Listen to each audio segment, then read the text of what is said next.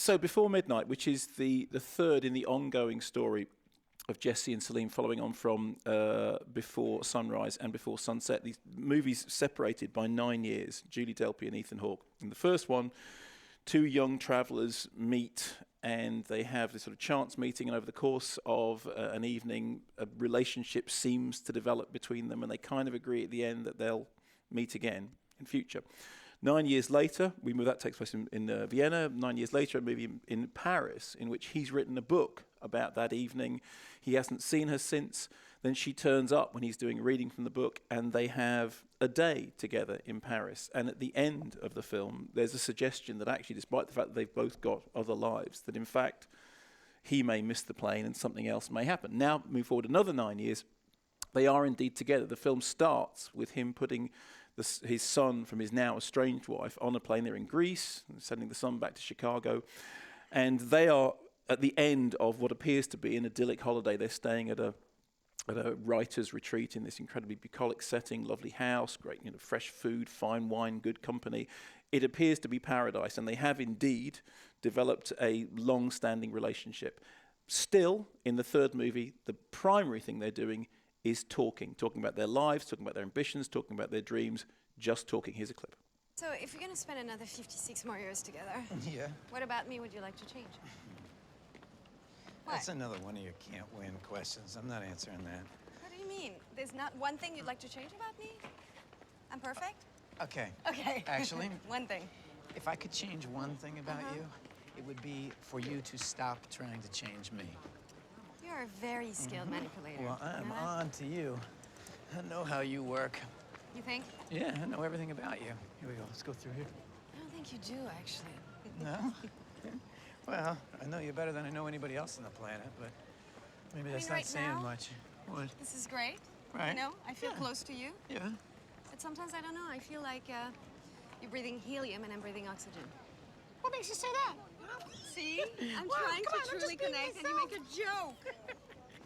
That's exactly what I'm talking about. Come on. If we're ever going to truly know one another, I mean, I think we probably have to get to know ourselves better first.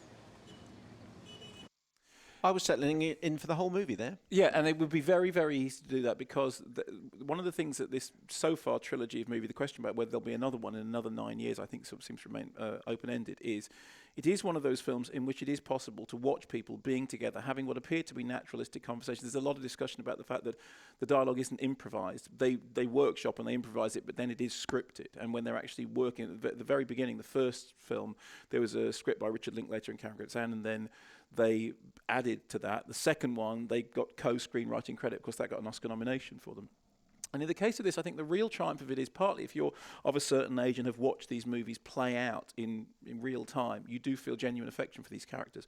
Also, this is in many ways the trickiest of the three films because it's a film about what happens now that they are actually having a relationship. And of course, in the first two films, it's all to do with a will they, won't they, the building up perhaps to that first kiss. And that, of course, is still in the background of this.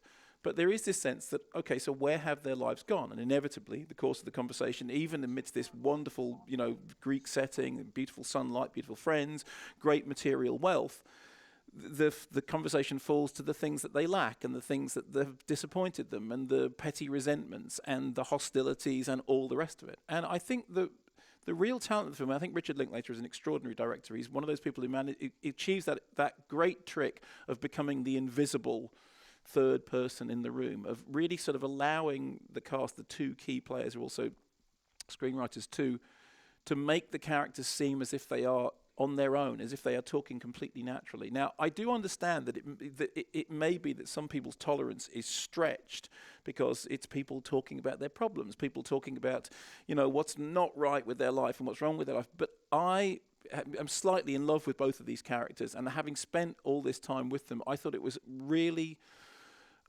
charming and fulfilling, and it seemed genuine. The problems they're talking about seem real. You like their company. It's also very funny. I mean, I think people underestimate. I mean, take, for example, Julie Delpy. If you look at something like 2 Days in New York, which never really got the kind of critical success that it should have done, but it was laugh out loud funny. They are great actors. They are really, really good together. And I think I think this is great. I've read some reviews about it in which they say it's a wonderful completion of the trilogy. Actually, it kind of misses the point, which is that as with all of the films, this still has an air of uncertainty as to whether they will end up together at the end. I mean, they may be together in the film, but clearly there are these issues that are bubbling underneath that mean that the idea of will they definitely be together at the end, it is still an uncertainty. And to have managed to conjure that, to create that idea that there is still an uncertainty even in an established relationship, I think is quite extraordinary. I think Richard Linklater is a terrific and versatile director. I think the cast have done a great job.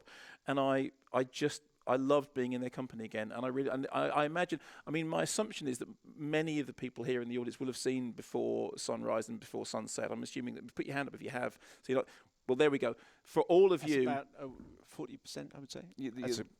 I think that was a majority, actually. I think that was an absolute clear majority. It was most of the people in the room put up there. That's the standard way that you count people. No, but when you consider that you're not... If they agree with you, it's a majority. Yeah, you're not talking about a blockbuster movie. You're not talking about, was before you're asking about something which is a huge success. We're not talking about that. You're talking about something which is essentially an art movie. I mean, it is a film in which it's two people wandering through three different towns, talking, growing up, discussing their lives, and doing not much else. And in other hands, that could be grating and annoying and irritating. And here, it's anything but. This has been a Something Else production for BBC Radio 5 Live. Is that your movie of the week then? What do you think?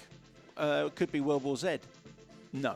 Okay. Is it that one then? Yeah, it's that one, yeah. Before Midnight. Go see it. It's really good.